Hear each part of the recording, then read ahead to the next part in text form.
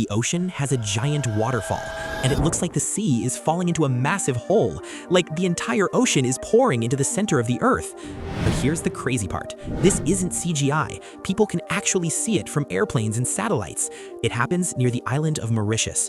From above, the ocean literally looks like it's collapsing downward. But the ocean isn't falling. It's sand and powerful currents sliding down a deep underwater cliff. So the waterfall isn't real. The planet is literally tricking your brain. And once you notice the illusion, you can never unsee it again.